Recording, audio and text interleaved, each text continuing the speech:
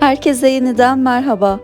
Bugün size sebzelerden rengarenk gıda boyaları yaptım. Gıda boyalarımın hem krem şantide hem de hamurda nasıl durduğunu videoda gösterdim. Benim yöntemimle krem şantinizi, royalizinginizi, kurabiye hamurunuzu, evde kendi yapacağınız şeker hamurunu renklendirebilirsiniz. Ve boyalarınızı 2 ay boyunca buzdolabında muhafaza edebilirsiniz. Bu gördüğünüz 5 malzemeden 9 renk elde ettim. Şimdi pancarla ilk rengimize başlayalım. Kabuklarını soyup doğradığım 2 orta boy pancarı blender'a koyuyorum. Pancarların üzerine 1 su bardağı su ekliyorum. Bardak ölçüm 250 ml'lik bir bardak. Ben size göstermek için ölçü kabımı kullanıyorum. Suyu ekledikten sonra blender'dan geçirin. İyice ezilsin. Kabımın üzerine elek koyup onun üzerine de temiz bir tülbent seriyorum.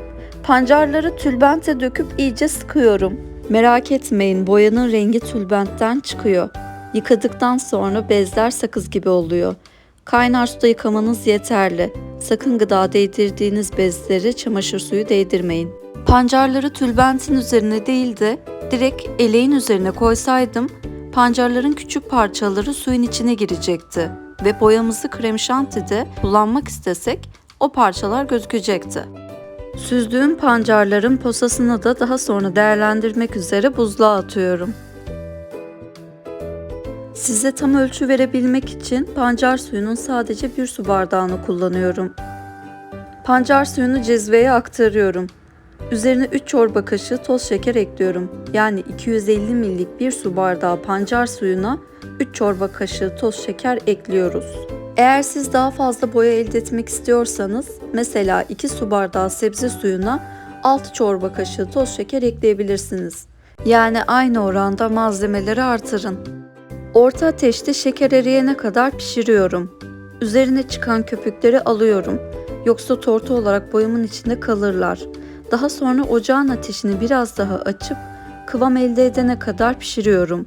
Boyamı karıştırdığım kaşık tabağa yapışıyorsa kıvamı olmuş demektir. Son olarak boyamın şekerlenmemesi için yarım tatlı kaşığı limon suyu ekleyip karıştırıyorum. 1-2 dakika kaynatıp ocaktan alıyorum. Soğuduktan sonra kavanoza aktarıp buzdolabına kaldırıyorum. Kimyasal içermeyen kırmızı gıda boyamız hazır. Şimdi gelin rengini kontrol edelim.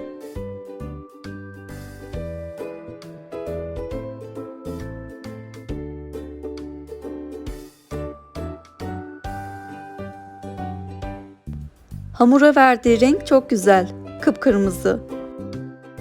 Şimdi gelelim krem şantide nasıl durduğuna. Boyamdan alıp biraz krem şantinin üzerine döküyorum. Her boyayı beyaz bir renkle karıştırdığınız zaman rengi açılır. Bizim boyamız da doğal bir gıda boyası olduğu için hamurdaki kadar koyu bir renk elde etmeniz mümkün olmuyor. Ama yine de tatlı bir pembe rengi ortaya çıktı. Şimdi gelelim ikinci ve sihirli malzememize. Çünkü bu mor lahanadan 3 renk çıkartacağız. Bir küçük mor lahanayı doğrayıp blender'a alıyorum. 1 bardak su koyup blender'dan çekiyorum.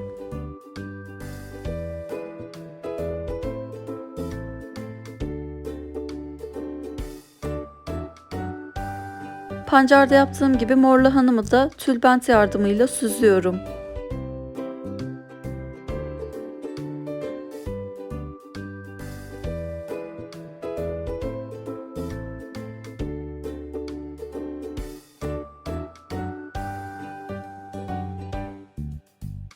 Sebze suyumu cezveye aktarıyorum ve 1 su bardağından 2 parmak eksik toz şekerimi ekliyorum. Pancar suyunu nasıl pişirdiysem mor lahanamı da öyle pişiriyorum ve üzerindeki köpükleri alıyorum. Kıvamını kaşıkla kontrol ediyorum ve daha sonra yarım tatlı kaşığı limon suyu ekliyorum. Pancar suyundan farklı olarak çeyrek tatlı kaşığı vanilya ekliyorum. Bu işlemde ocağınızın altını kısın, beni boyamaz daha taşıyordu. Mor lahanamı 3'e bölüyorum. 3 farklı renk elde edebilmek için. İlk renk hiçbir şey katmadığım mor rengim. Hadi gelin rengimizi deneyelim. Vanilya mor lahananın kokusunu ve tadını bastıracaktır ve krem şantide gönül rahatlığıyla kullanabilirsiniz. Çok güzel bir lila rengi ortaya çıktı. Şimdi krem şantide nasıl durduğuna bakalım. Boya hamurda kendisini daha güzel gösterdi. Krem şantide daha açık bir renk elde ettik. İkinci kaseme azar azar limon suyu koyuyorum. 1 tatlı kaşığı kadar koydum. Pembe rengi elde edene kadar karıştırın.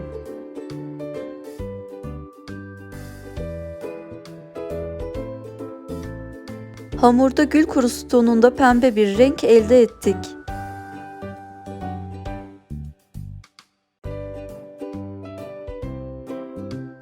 Krem şantide ise rengini lila olarak gösterdi.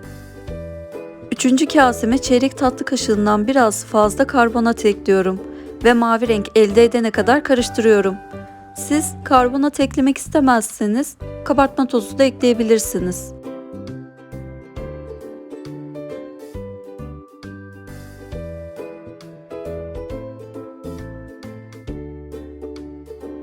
Hamurda laciverte yakın bir renk elde ettik.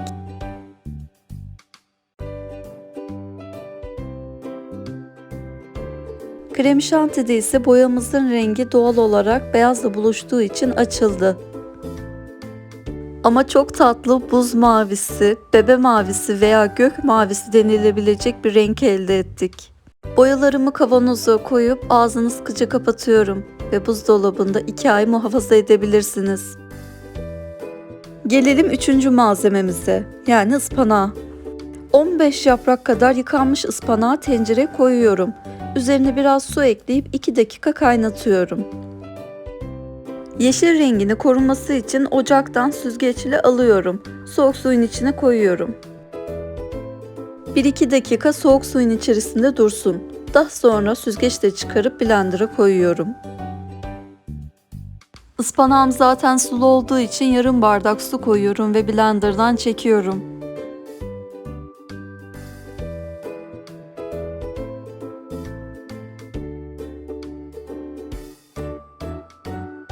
Süzgecin üzerine tülbent koyup ıspanağımı süzüyorum.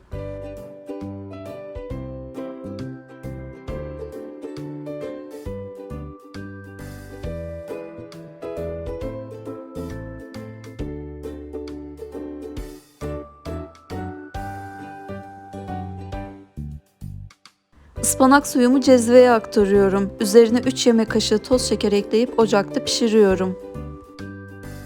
Üzerine çıkan köpükleri alıyorum ve kıvam alana kadar pişiriyorum.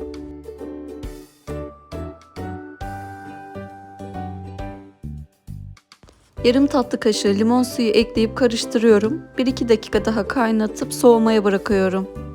Yeşil boyamız hazır. Daha fazla renk elde etmek istiyorsanız malzemeleri 2 katına çıkartın.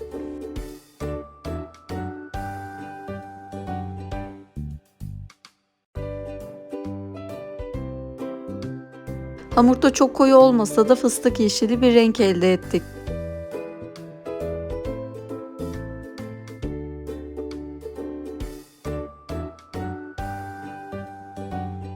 Krem şantide de fıstık yeşili bir renk elde ettik. Gelelim ikinci sihirli rengimize, siyah havuç. 2 adet siyah havucun kabuklarını soyuyorum ve yuvarlak yuvarlak doğrayıp blender'a atıyorum. 1 su bardağı su ekleyip blenderdan çekiyorum ve temiz bir tülbent yardımıyla süzüyorum.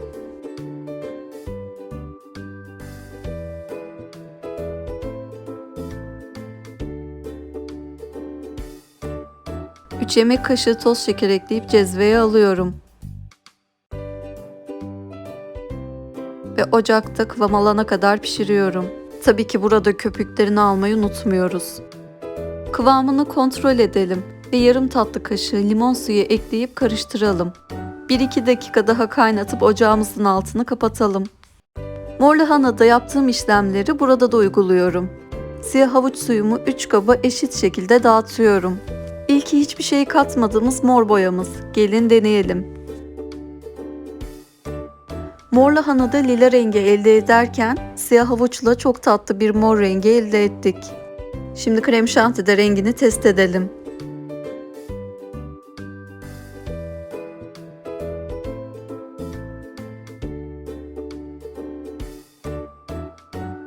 lilaya yakın çok tatlı bir mor rengi elde ettik. İkinci kaba 1 tatlı kaşığı limon suyu ekleyip iyice karıştırıyorum. Burada rengi kırmızı gibi görünüyor. Bakalım hamurda ve krem şantide rengi nasıl olacak?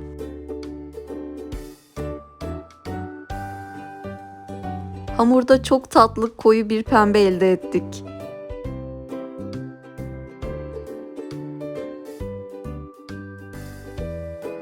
Krem şantide ise mor renge yakın bir pembe elde ettik. Üçüncü kasemize yarım çay kaşığı karbonat ekliyorum. Siz dilerseniz kabartma tozu ekleyebilirsiniz. İstediğim rengi elde edene kadar karıştırıyorum. Bakalım rengimiz hamurda nasıl duracak? Burada size çok koyu mor ve siyah gibi görünse de aslında lacivert bir renk elde ettik. Krem şantide nasıl durduğuna bakalım.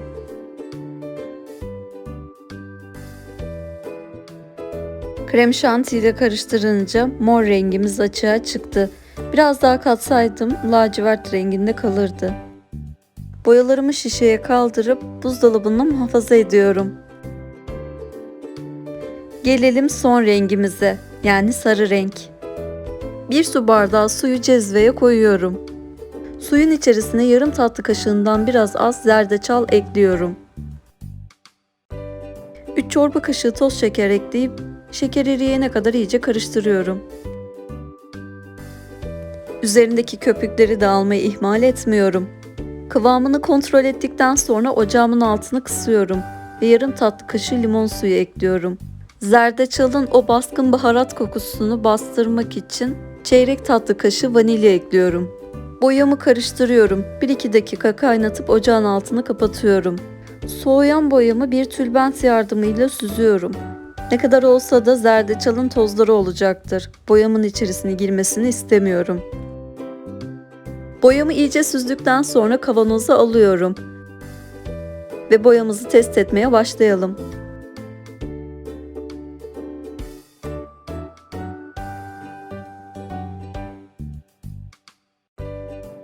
Hamurda tatlı sarı rengini gösterdi.